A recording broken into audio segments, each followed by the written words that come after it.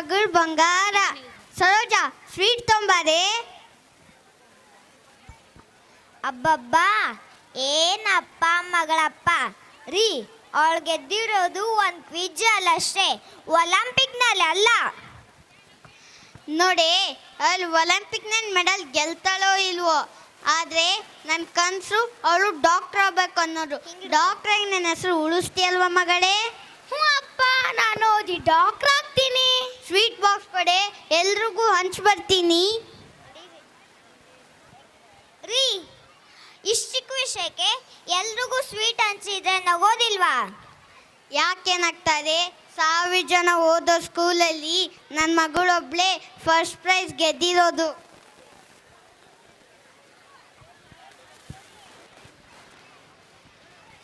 ಕೆಲವು ವರ್ಷಗಳ ನಂತರ ಸರೋಜಾ, ಸರೋಜಾ,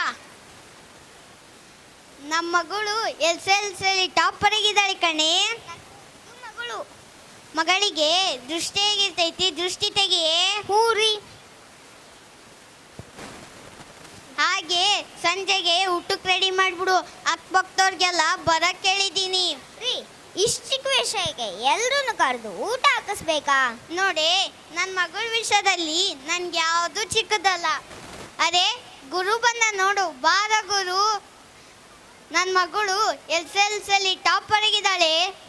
ಸೂಪರ್ ಕಣೋ, ಕಂಗ್ರ್ಯಾಚುಲೇಷನ್ಸ್ ಪುಟ್ಟಿ. Thank you uncle. ಮುಂದೆ ಏನಾಗಬೇಕು ಅಂದ್ಕೊಂಡಿದ್ದೀಯಾ? ಆಗೋದೇನೋ, ಅವಳು MBBS ಓದ್ತಾಳೆ. ಒಂದ್ಸಲ ಅವಳಿಗೆ ಹೇಳೋದು ಇಷ್ಟ ಅಂತ ಕೇಳೋದಿಲ್ಲನೋ? ನೋಡೋ ಗುರು, ಅವಳಿನ್ನೂ ಚಿಕ್ಕ ಹುಡುಗಿ ಕಣ್ಣು, ಅವಳಿಗಿನ್ನೂ ಏನು ಗೊತ್ತಾಗೋದಿಲ್ಲ. ನಾನು ಹೇಳ್ದಾಗೆ ಅವಳು ಓದಿ ಡಾಕ್ಟರ್ ಆಗ್ತಾಳೆ ಅಷ್ಟೇ. ಹಂಗಲ್ಲ ಕಣೋ, ಚಿಕ್ಕವಳಿದ್ದಾಗೆ ಬೇರೆ, ಹೀಗೆ ಬೇರೆ. ಅವಳಿಗೇನೋ ಒಂದ್ಸಲ ಓದೋದಿಷ್ಟ ಅಂತ ಕೇಳೋದಿಲ್ಲನೋ? ನೋಡೋ ಗುರು, ಬಂದ್ವಾ, ಊಟ ಮಾಡುವ, ಹೋಗ್ತಾ ಇರಬೇಕು. ನನ್ನ ಮಗಳನ್ನ ಏನು ಓದಿಸ್ಬೇಕನ್ನೋದು ನನಗೆ ಗೊತ್ತು. ಕಂಡೋರು ಬಂದು ಅಡ್ವೈಸ್ ಮಾಡಿ ನನಗೆ ಅವಶ್ಯಕತೆ ಇಲ್ಲ. ನೀನು ಓಡ್ಬೋದು. ನಾನು ಹೇಳಿರೋದು ಅರ್ಥ ಆಗದೆ ಇರ್ಬೋದು, ಒಂದು ದಿವಸ ಖಂಡಿತ ಅರ್ಥ ಆಗುತ್ತೆ. ನಿನಗೇನು ಓದಬೇಕು ಅಂತ ಆಸೆ ಇದೆ ಹೇಳಮ್ಮ. ಅದು ಅದು ಪೈಲಟ್. ಹಾಂ, ಹೇಳು, ಇನ್ನೊಂದ್ಸತಿ ಹೇಳು. ಅದೇ ಅಪ್ಪ, ಡಾಕ್ಟರ್ ಆಗ್ಬೇಕು ಅನ್ಕೊಂಡಿದ್ದೀನಿ. ನೋಡಿ ಸರೋಜಾ, ಶ್ವೇತಾ ಮೇಡಮ್ ಅವ್ರ ಮಗಳು ಸಹನಾ ಬೆಂಗಳೂರಿನಲ್ಲಿ PUC ಓದಿ ಚೆನ್ನಾಗಿ ಮಾರ್ಕ್ಸ್ ತೆಗೆದಿದ್ದಾಳೆ ಅಂತೆ. MBBS ಸೀಟ್ ಸಹ ಸಿಕ್ಕಿದೆ ಅಂತೆ. ನಮ್ಮ ಮಗಳು ಯಾಕೆ ಅದೇ ಕಾಲೇಜ್ಗೆ ಸೇರಿಸಬಾರ್ದು? ಪಕ್ಕದಲ್ಲೇ ಹಾಸ್ಟೆಲ್ ಕೂಡ ಇದೆ ಅಂತೆ.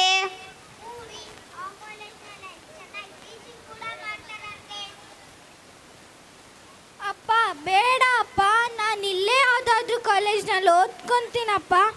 ನೋಡ್ ಮಗಳೇ, ಇಲ್ಲಿ ಯಾವ ಅಷ್ಟು ಒಳ್ಳೆ ಕಾಲೇಜ್ ಇಲ್ಲ, ನೀನು ಅಲ್ಲೋಗಿ ಓದು. ಅಪ್ಪ, ನಾನು ನಿಮ್ಮನ್ನು ಬಿಟ್ಟು ಅಷ್ಟು ದೂರ ಹೋಗಲ್ಲ ಅಪ್ಪ. ನೋಡ್ ಮಗಳೇ, ನೀನು ಮುಂದಿನ ವಾರ ಬೆಂಗಳೂರಿಗೆ ಹೋಗ್ತಾ ಇದೆ ಅಷ್ಟೇ.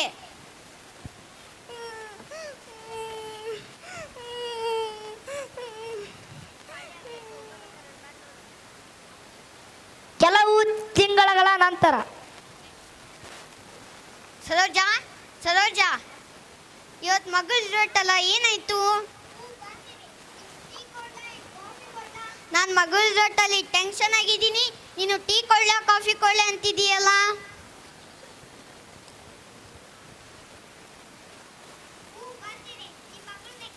ಎಷ್ಟು ಮಾರ್ಕ್ಸ್ ಬಂತೆ ಗಾನಿಕಾ? ಅದು ಅದು ಜಸ್ಟ್ ಪಾಸ್ ಆದೆ ಅಪ್ಪ. ಸರೋಜಾ, ಇವಳು ಹೇಳ್ತಾಳೆ ನಿಜೇನೆ ಕಣೆ.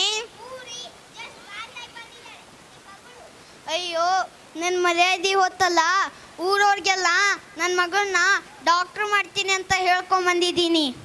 ಅಪ್ಪ, ನಂಗೆ ಡಾಕ್ಟ್ರ್ ಓದಕ್ಕೆ ಇಷ್ಟ ಇಲ್ಲ ಅಪ್ಪ. ನಾನು ಪೈಲಟ್ ಆಗ್ಬೇಕನ್ನೋದೇ ನನ್ನ ಕನಸು. ಏನು, ಆ ಡ್ರೈವರ್ ಕೆಲಸ ಮಾಡೋಕೆ ಇಷ್ಟಪಡ್ತಿದೀಯ? ನೋಡೆ ಸರೋಜಾ, ಇವಳು ಡಾಕ್ಟ್ರ್ ಓದೋದು ಇಷ್ಟ ಇಲ್ವಂತೆ. ನೋಡು ಮಗಳೇ, ನೀನು ಹುಟ್ಟಿದಾಗ ನಮ್ಮ ಮನೆಯಲ್ಲಿ ಮಗಳು ಹುಟ್ಟಿದ್ದಾಳೆ ಅಂದ್ಕೊಳ್ಳಿಲ್ಲ. ನಮ್ಮ ಮನೆಯಲ್ಲಿ ಡಾಕ್ಟ್ರೇ ಹುಟ್ಟಿದ್ದಾಳೆ ಎಂದು ಎಲ್ರಿಗೂ ಸ್ವೀಟ್ ಹಂಚಿ ಖುಷಿ ಪಟ್ಟಿದ್ದೆ. ನೋಡು ಮಗಳೇ, ನೀ ಸತ್ರು ಬದುಕಿದ್ರು ಡಾಕ್ಟ್ರ್ ಆಗೇ ಇರಬೇಕು, ಇಲ್ಲಾಂದರೆ ನನ್ನ ಕೈಯಲ್ಲಿ ನಿನ್ನ ಸಾಯಿಸ್ಬಿಡ್ತೀನಿ. ಅಪ್ಪ, ನಾನು ಚೆನ್ನಾಗೋ ಡಾಕ್ಟ್ರೇ ಆಗ್ತೀನಪ್ಪ. ನನ್ನ ಹತ್ರ ಮಾತಾಡಿ ಅಪ್ಪ. ಛೇ, ಅಮ್ಮ, ನೀನಾದರೂ ಅಪ್ಪಂಗೆ ಹೇಳಮ್ಮ.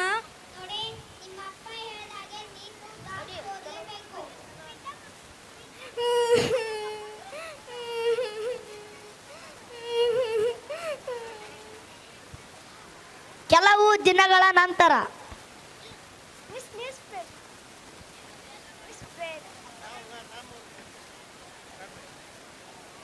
ಯಾಕೆ ಗಾನಿಕಾ ಅಳ್ತಾ ಇದೀಯಾ? ಊರಿಗೆ ಹೋಗಿಲ್ವಾ? ಇಲ್ಲ ಕಣೆ, ನಾನು PUCಯಲ್ಲಿ ಚೆನ್ನಾಗಿ ಮಾರ್ಕ್ಸ್ ತೆಗ್ದಿಲ್ಲ. ಎಂಟ್ರೆನ್ಸ್ ಎಕ್ಸಾಮ್ ಕೂಡ ಚೆನ್ನಾಗಿ ಮಾಡಿಲ್ಲ ನಾನು. ನಂಗೆ ಮೆಡಿಕಲ್ ಸೀಟ್ ಸಿಗಲ್ಲ ಕಣೆ. ಇಷ್ಟಕ್ಕೆ ಯಾರಾದರೂ ಅಳ್ತಾರಾ? ಮತ್ತೆ ಎಕ್ಸಾಮ್ ಬರ್ದು ಪಾಸ್ ಆದ್ರೆ ಆಯ್ತು ಅಷ್ಟೇ. ನಿಮ್ಮನೆ ಇರೋ ಸಪೋರ್ಟ್ ನಮ್ಮನೆ ಇಲ್ಲ ಕಣೆ. ಈ ವಿಷಯ ಏನಾದರೂ ನಮ್ಮ ಮನೇಲಿ ಗೊತ್ತಾದರೆ ಅವರು ನನ್ನ ಸುಮ್ಮನೆ ಬಿಡಲ್ಲ ಕಣೆ. ಅಪ್ಪ ಕರೀತಿದ್ದಾನೆ ಕಣೆ, ಹೊರಡ್ತೀನಿ. ನೀನೇನು ತಲೆ ಕೆಡಿಸ್ಕೋಬೇಡ. ಮನೆಗೆ ಹೋಗ್ಮೇಲೆ ಫೋನ್ ಮಾಡ್ತೀನಿ. ಬಾಯ್.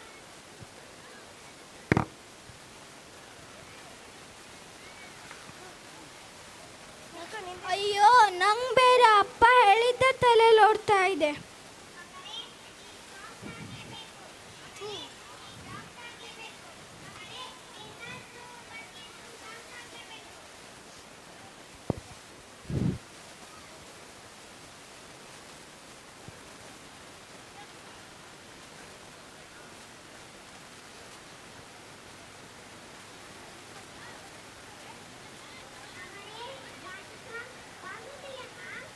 ಅಯ್ಯೋ, ಅಪ್ಪ ಅಮ್ಮ ಬಂದಿದ್ದಾರೆ. ಅವರಿಗೇನಾದರೂ ಈ ವಿಷಯ ಗೊತ್ತಾದರೆ?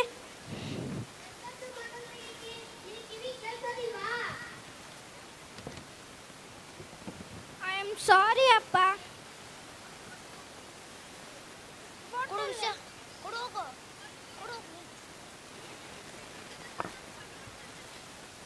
ಅಪ್ಪ ಅಮ್ಮ, ನಂಗೆ ಕ್ಷಮಿಸ್ಬಿಡಿ.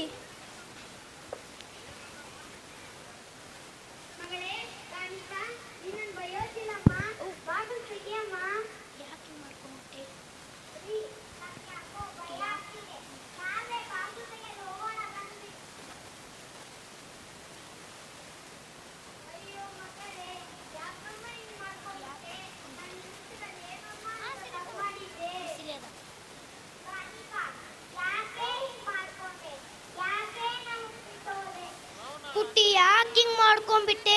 ಮುಂದಿನ ಸರಿ ಚೆನ್ನಾಗಿ ಓದಿ ಸೀಟ್ ತಗೋಬೋದಿತ್ತಲ್ವಾ? ಸರ್, ಇಲ್ಲಿ ಯಾವುದೋ ಲೆಟರ್ ಆಗಿದೆಯದಲ್ವಾ? ಸರ್, ನಿಮ್ಮ ಗಾನಿಕಾ ಅಂದೆ. ನನ್ನ ಕ್ಷಮಿಸಿ ಅಪ್ಪ. ನಿನ್ನ ಕನಸನ್ನು ನನಸು ಮಾಡೋಕ್ಕಾಗಿಲ್ಲ. I am A loser.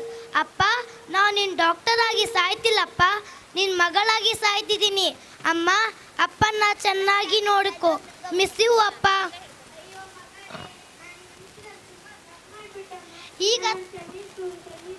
ಈಗತ್ತೆ ಏನು ಪ್ರಯೋಜನ ಸರ್? ನೀವು ಪೇರೆಂಟ್ಸ್ಗಳೇ ಹೀಗೆ. ನೀವು ಮಾಡದೇ ಇರೋಕ್ಕೆ ಆಗೋದನ್ನು ನಿಮ್ಮ ಮಕ್ಕಳು ಮಾಡಲಿ ಅಂತ ಅವರ ಮೇಲೆ ಪ್ರೆಷರ್ ಹಾಕ್ತೀರಾ. ಅವರ ಕನಸನ್ನು ಕೊಲ್ತೀರಾ. ಅವರ ಭವಿಷ್ಯವನ್ನು ನೀವೇ ಡಿಸೈಡ್ ಮಾಡ್ತೀರಾ. ನಿಮ್ಮಂಥವರಿಂದ ದಿನ ಬೆಳಕಾದರೆ ನ್ಯೂಸಲ್ಲಿ ಫೇಲ್ ಆದ ಸ್ಟೂಡೆಂಟ್ಸ್, ಅದನ್ನು ಫೇಸ್ ಮಾಡೋ ಧೈರ್ಯ ಇಲ್ಲದೆ ಮಕ್ಕಳು ಸೂಸೈಡ್ ಮಾಡ್ಕೊತಿದ್ದಾರೆ. ನೀವು ಹಾಕೋ ಪ್ರೆಷರ್ ತಡ್ಕೊಳಕ್ಕಾಗದೆ, ಯಾರಿಗೂ ಹೇಳೋಕ್ಕಾಗದೆ ಪಾಪ ಮಕ್ಕಳು ಸೂಸೈಡ್ ಮಾಡ್ಕೊತಿದ್ದಾರೆ.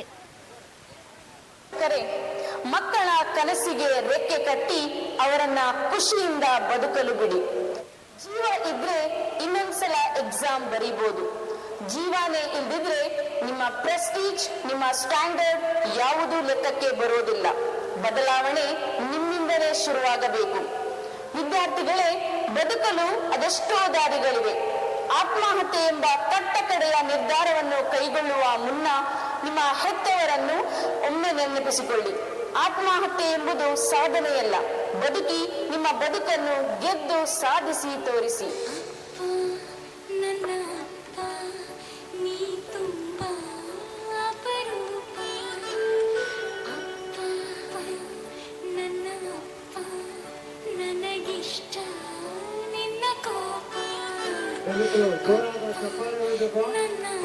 Thank